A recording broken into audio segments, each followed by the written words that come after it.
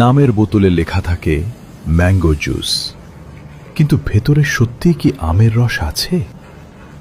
এই গল্পটা শুরু হয় এক ফোঁটা জল দিয়ে, তার সঙ্গে মেশে চিনি সিরাপ, স্টার্চ, কৃত্রিম ফুড কালার, আর সব শেষে মাত্র কয়েক ফোঁটা ম্যাঙ্গো পাল্প। স্বাদ আসার জন্য নয়, শুধু রং আর গন্ধের অজুহাত দিতে। মেশিনে সবকিছু ভালো করে মিশে যায়, দেখতে ঘন, রঙে ঝকঝকে, ঘ্রাণে আমের মতো। কিন্তু এটা জুস বানানো নয়, এটা ফর্মুলা বানানো। পাশেই অন্য মেশিনে প্লাস্টিক গরম করে তৈরি হচ্ছে বোতল। গরম প্লাস্টিকের গন্ধ তখনও বাতাসে। সেই বোতলেই ঢালা হচ্ছে এই তথাকথিত জুস।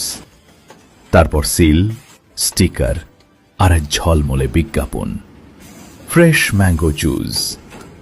হ্যাঁ, ধরেই নিন, সবকিছু প্রপার হাইজিন মেনেই করা হচ্ছে। হাত ধোয়া আছে, মেশিন পরিষ্কার, ফ্যাক্টরি ঝকঝকে। কিন্তু প্রশ্নটা এখানেই, পরিষ্কার হলেই কি খাবার পুষ্টিকর হয়ে যায়? যেটাতে নেই ফাইবার, নেই প্রাকৃতিক ভিটামিনের শক্তি, নেই তাজা ফলের প্রাণ, সেটা শরীরকে কি দেবে? এটা তেষ্টা মেটায়, কিন্তু শরীর ভরায় না। এটা জীবকে খুশি করে, কিন্তু স্বাস্থ্যের সঙ্গে আপোস করে। আজ আমরা ফল খাচ্ছি না, ফলের অভিনয় খাচ্ছি। আমের রস নয়, আমের নাম খাচ্ছি।